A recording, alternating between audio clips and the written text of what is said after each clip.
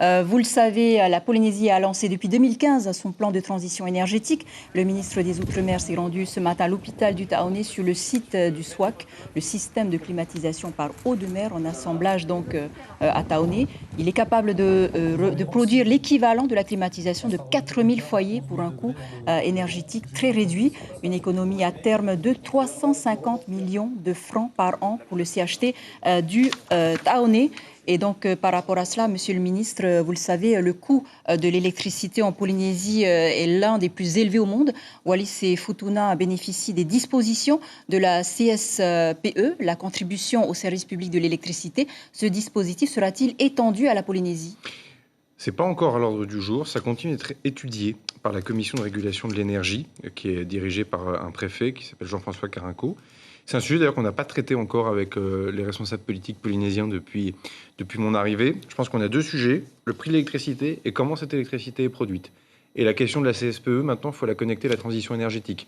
Parce que la CSPE, pour continuer à produire autant d'électricité avec des énergies fossiles, pour le coup, il y aurait quelque chose qui n'irait pas bien. Donc cet après-midi, j'ai pu survoler un certain nombre de barrages. Je m'étais intéressé à l'hydroélectricité lorsque j'étais jeune secrétaire d'État à l'écologie ici même. Donc moi, un débat sur l'énergie qui intègre la question du coût de l'électricité, mais aussi de la manière dont on le produit, n'est pas un mauvais débat. Mais si c'est que la CSPE d'un côté ou si c'est que la transition énergétique de l'autre, ça ne fonctionnera pas. Et les jeunes générations diront, mais attendez, qu'est-ce que vous avez fait là ? Au moment où vous avez fait une réforme du coût de l'électricité, vous n'avez pas prévu de verdir tout cela. Donc ça, il faut qu'on soit au présent et au rendez-vous sur ce sujet. C'est un sujet qui vous l'avez présenté de manière simple.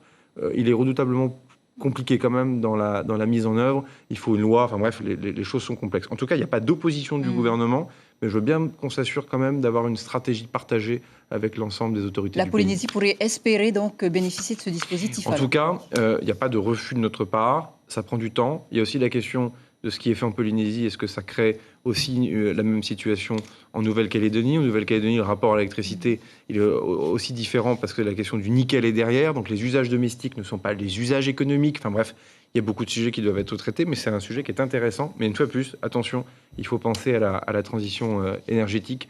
Si c'est pour brûler du fioul. Dernière question, Monsieur le ministre. À quelle date le président Emmanuel Macron va-t-il venir en Polynésie ? Le Covid contrarie quand même beaucoup à l'agenda d'un président de la République, mais c'est pour l'été. Ce sera aussi donc le mot de la fin. L'été dans l'Hexagone, donc pour le mois de juillet. Voilà.